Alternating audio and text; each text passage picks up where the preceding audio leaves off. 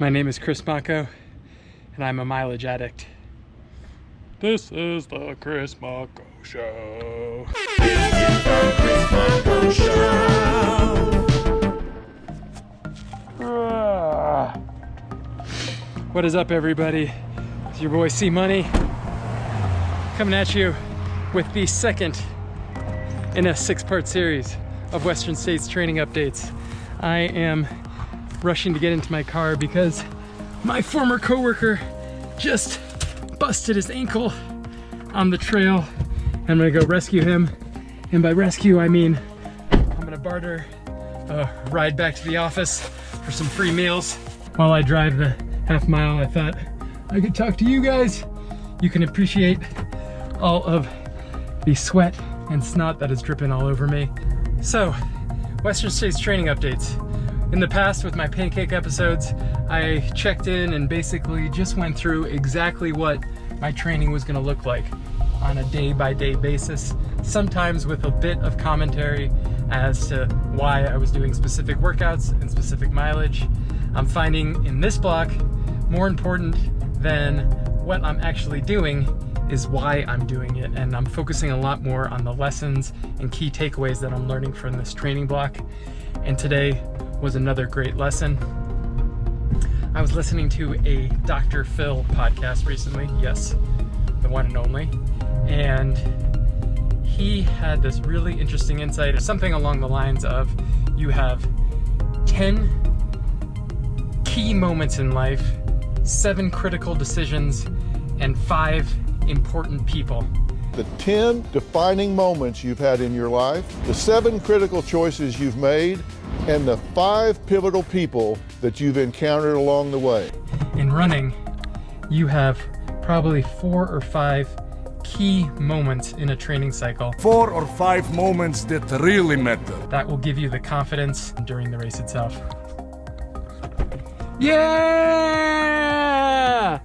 All right, so before I let you in, I was gonna barter 2 miles of driving for 4 free lunches at Twitter. Done. Yes, come on in. Now you have it on camera. Make yourself comfortable. Poor guy. Ooh, that is what a busted ankle looks like, folks. All right, so let's continue where we left off. Dr. Phil, 5 critical moments 4 or 5 moments. in a training cycle that will prepare you mentally. I'm sorry? To push through the race itself. 4 or 5 moments, that's all it takes. Where did I come up with this? Today was a tough day. I got in 6,000 feet of elevation gain, which is a lot for me. Certainly the largest in this training cycle. It was also the hottest day that I've been running outside. And to top it all off, I was going at a pretty decent clip. So the combination got me pretty fatigued by the end. And that's a really, really good thing because you don't have that many opportunities to get that deep, heavy-legged fatigue feeling, and today was certainly one of those. Why do I think this is so important for the race? Well, it's because I know now on the race day, don't get into my lane. There's a specific moment when I had the opportunity to continue descending on a really technical descent or do one last final climb that I absolutely loathed. I took the climb, I wanted to hike the whole thing, but I kept on running the entire time.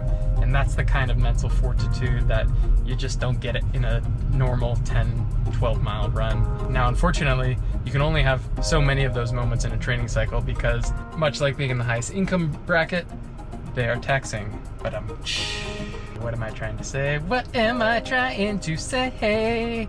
In these moments, everything else falls away.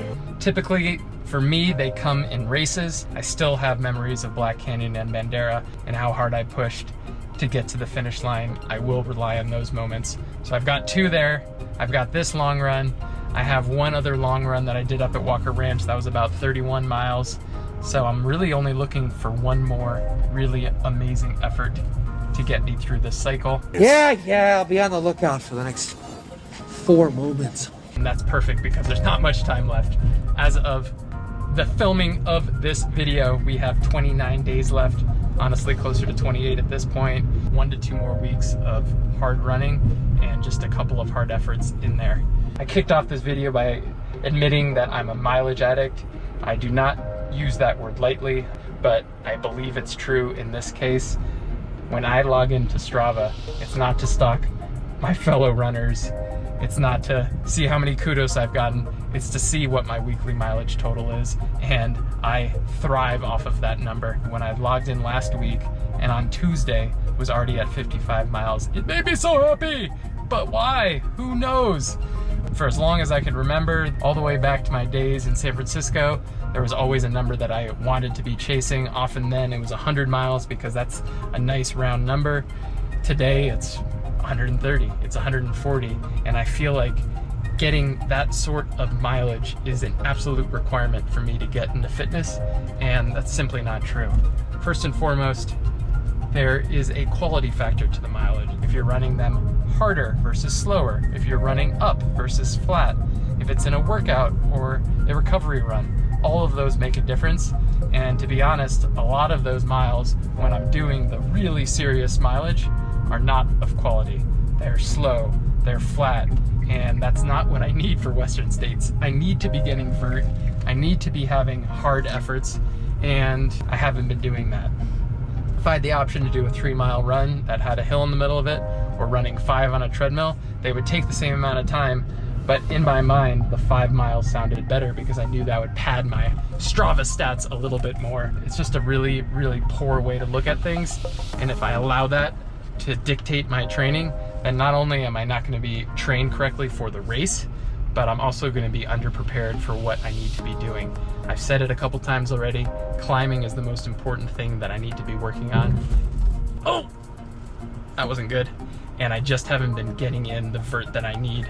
Yeah. So what am I going to do to change? Honestly, I'm still going to be going after a number, but I need to make sure that there's quality associated with it, and there's also a verticality included in that as well. So if my goal is 120 miles, it can't be 120 and 8,000 feet of climbing. It needs to be 120 and 15,000 feet of climbing. But like I said, at the end of the day, it's these 4 or 5 important moments that are what I'm going to be relying on race day. Of course, you need the miles in between in order to have those important workouts. But if you burn yourself out, if you continue to press day in and day out, chasing a number for a long time, you're going to end up like me, where every single evening I was completely exhausted, did not have the energy to do much of anything, could barely finish a TV show, and you know how important TV shows are to me. Running is terrible. Everything is the worst.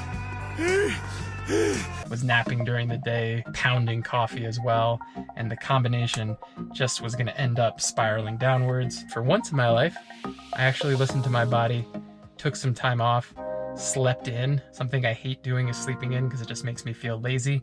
Turns out my body needed it. And then yesterday had this epiphany. I don't need to run 20 miles. And I didn't. I went for an easy 7-mile jog, knowing that that would set me up better for today's effort.